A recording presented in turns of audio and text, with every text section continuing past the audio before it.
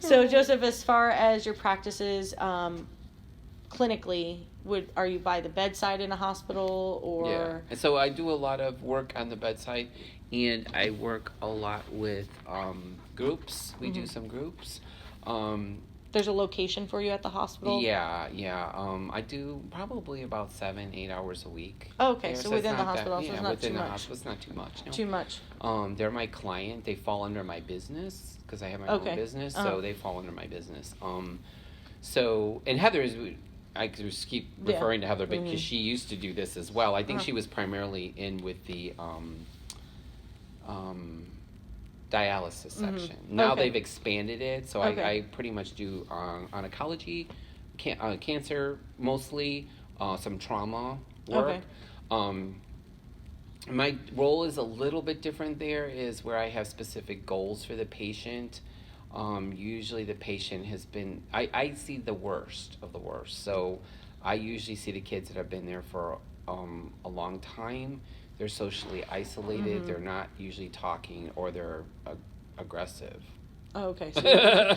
So you're using art to kind of help them through that. Yes, I'm not really doing arts in medicine in a sense. I'm doing more like, okay, we have a kid here that, I'll give you an example. Yeah. We have a kid here that is in foster care and can't leave the hospital because there's no place for that person. Medical, maybe could be a medical foster care, whatever.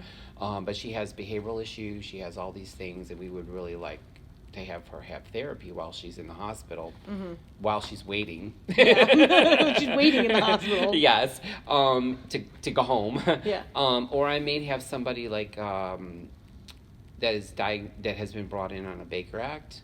So I will start working with them before they're transitioned into the behavioral health unit. Okay. So I'm kind of so they're more like inpatient?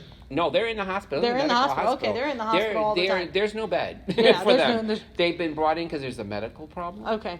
And they are in the hospital for a medical problem. However, they've been diagnosed as a person that has a Baker Act. So I see them before they go to the next step, which is usually inpatient type work. Yeah. Now, how often do you see the patients in the hospital? Like, do you keep seeing the same ones, or once they get discharged, you just don't see them again?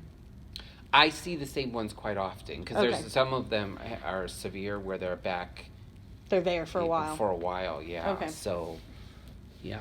Okay, and now at the hospital, do you know if there's any arts and medicine at all within that hospital, whether it's just artists volunteering at the bedside? Yes, there's artists volunteering at the bedside. They have dance, no, they don't have dance. They have music therapy, and they have pet therapy. Okay. And they do have a lot of times people come in and do groups with them from outside, and those are a lot of times artistic groups as well. They're not, they're more cancer like a workshop group, style. Cancer related to cancer groups. So that you could say that's arts and medicine. Arts and medicine in a sense. So yeah.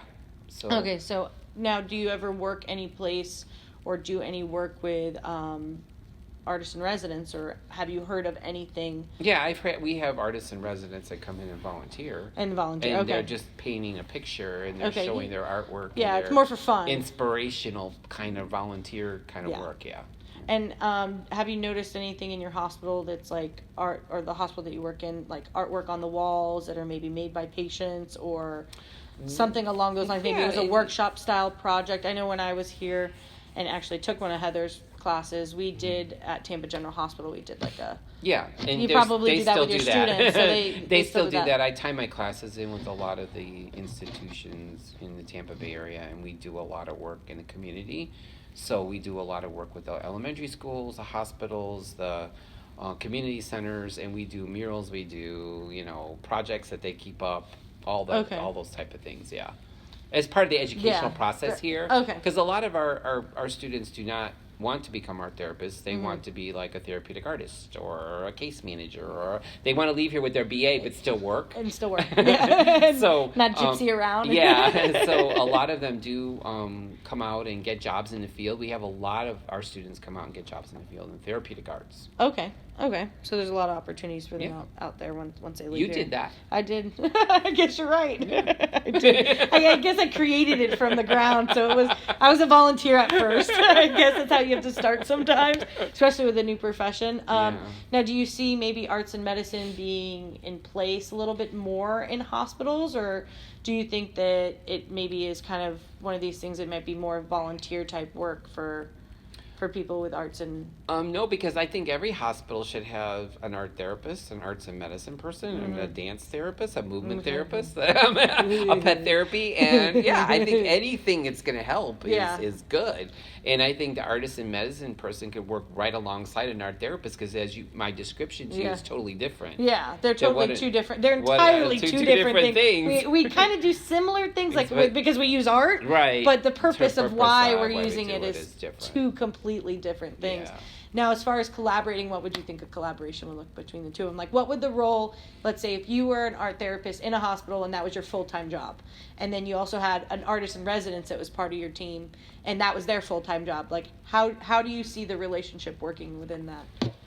Well, there's enough work to go around in my hospital. I usually have a pretty big list, and I don't get through all of mine, but I think that they work hand in hand because that person could probably see those people that are in the hospital, and maybe they're just having a bad